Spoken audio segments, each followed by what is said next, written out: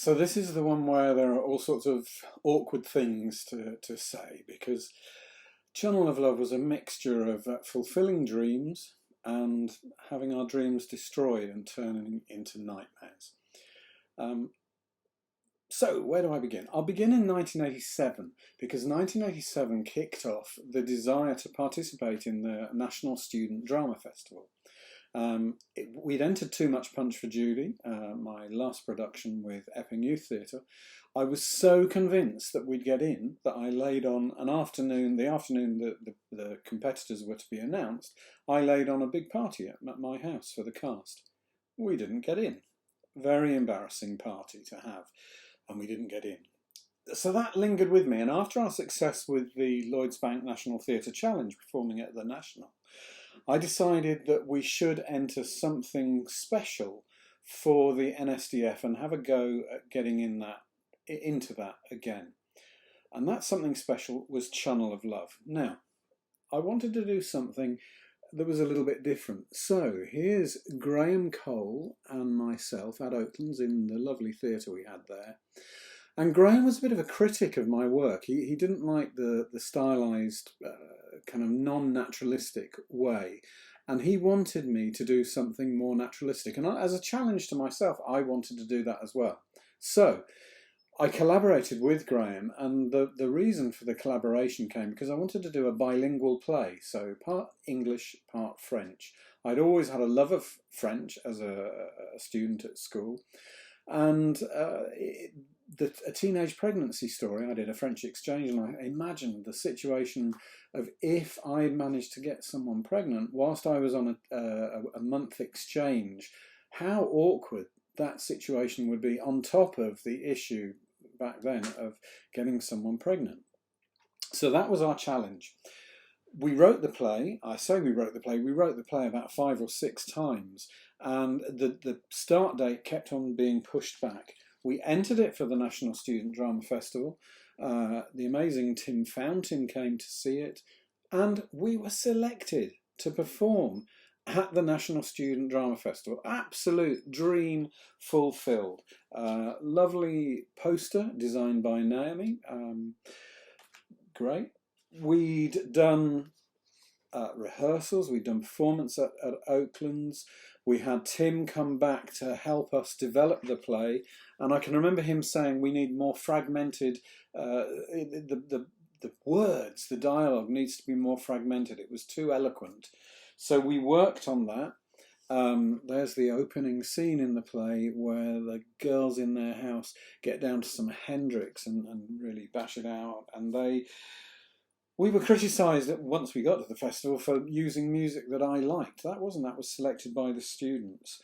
There they are in a scene where they're all speaking French.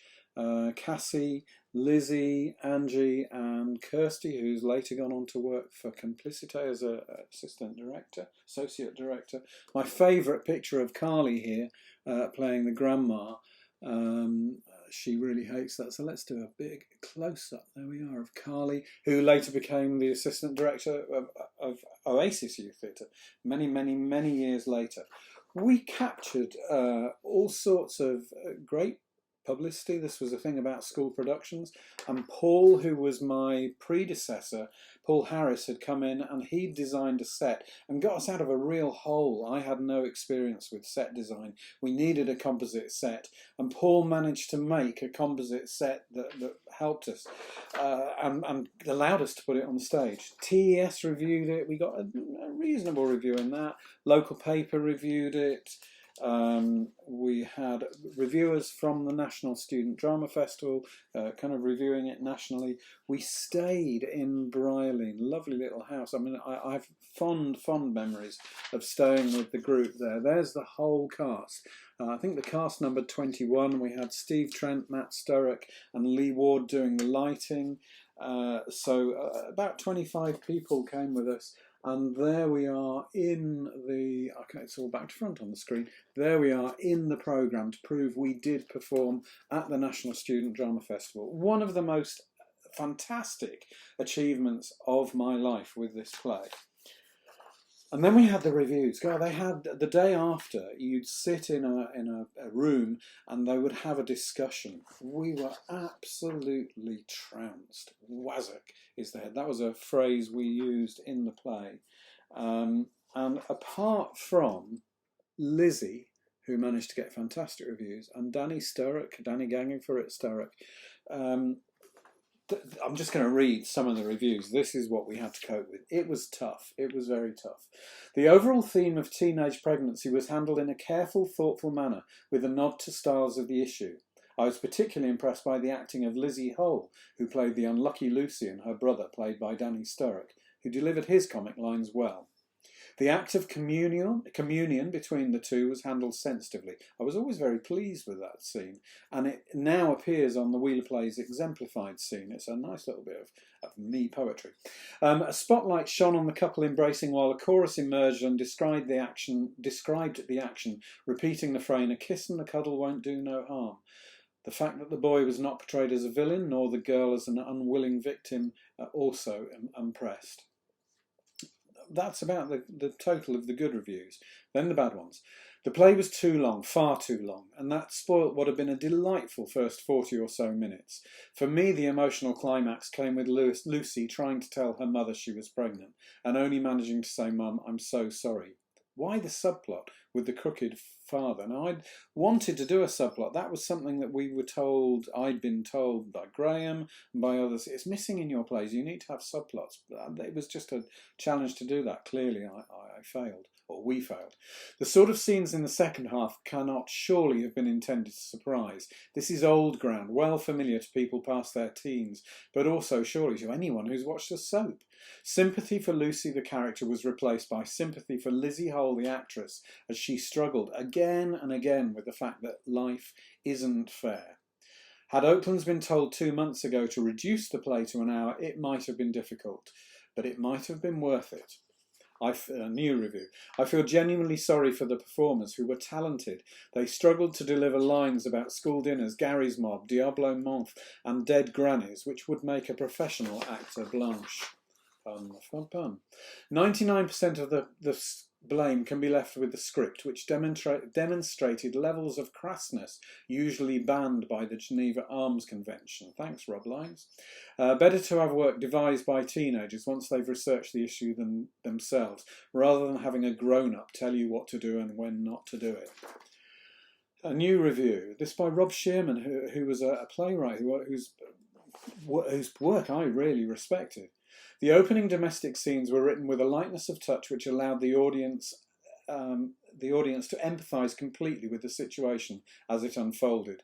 Lizzie Hull's performance in particular commanded respect and understanding. Her despair in realising that her friends have no longer anything in common with her as a young mother was especially engaging. I loved so much of the writing when it wasn't afraid to show a sense of humour. Particular congratulations to Danny Sturrock for having the audience in the palm of his hand. Great ensemble playing from a talented cast. A play which could have been superb with the irrelevancies shorn off. But my concern remains that the irrelevancies were there because the writers believed that Lucy's position was morally untenable.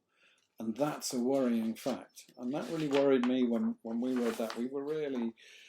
and then another review. If I let rip here, I'd tear the show to pieces. I'd slate it. It's everything I hate about the theatre. But how can I criticise people who are obviously committing a great deal of energy to learning about theatre? This is a cliché-ridden dross of a play that lurches from soap opera to sitcom, to Greek tragic chorus, the bill to social comment and back. Highly postmodern but totally unintended by the authors, Graham Cole and Mark Wheeler. It left the audience laughing at, rather than with, the play. I won't go on. Lovely Gary Richards then wrote a retort to the magazine, The Noise Is Off, who anybody who's been to the wonderful NSDF, and we love the NSDF, will be aware of. Now, I came away from that festival with 2 or 3 really big, memorable things. The living room is too ordinary, too uninteresting, and that I really got that. So that was something I never, ever was to do again. Did we avoid an interval so that the people wouldn't walk out? So the length, something again, I never did again at that length. Lots of, this was the key one, lots of blackouts equal broken contract between audience and actors.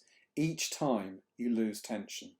And that was the moment for me where I started not to have blackouts. We banned them in the future productions of Channel of Love, and we did have future productions because we did have good things. Lizzie Hull, who was an absolute star in this, she gained an award for the production for being full of immense commitment, and that was from a very high-powered panel of judges. We went on to perform the play in France, and that was an incredible experience. And it was a version of the play that benefited from the criticisms, the harsh criticisms we got from the NSDF. And it was published. Channel of Love was and is published by Zigzag Education, and they have since released it, and it's had great reviews. I'm just going to finish off with a positive review for it. Students were interested and engaged. It was accessible, contains interesting ideas for exploration, and discusses a difficult subject matter honestly and openly. It's an interesting concept and very accessible for its target audience. The contemporary theme would appeal to teenage readers. The tension is built up effectively and engages the reader from the outset. Excellent for reinforcing language skills. Deals with issues in a comprehensive way, promotes discussion and would stimulate excellent drama work, can be used for cross-curriculum work in a variety of subjects. And I remain convinced that Channel of Love is one of the things that I feel was a real achievement in creating a naturalistic play with little snatches of stylism. It hasn't ever sold well, but it is something that I remember very, very fondly. And we made many trips to the NSDF in years to come. And afterwards, one of the lovely things is that I became one of the teachers at the NSDF. And that was a great thing, to move from unsuccessful applicant, successful applicant, and then being one of the teachers. Thanks, NSDF. You are a wonderful festival, and it taught us a huge amount.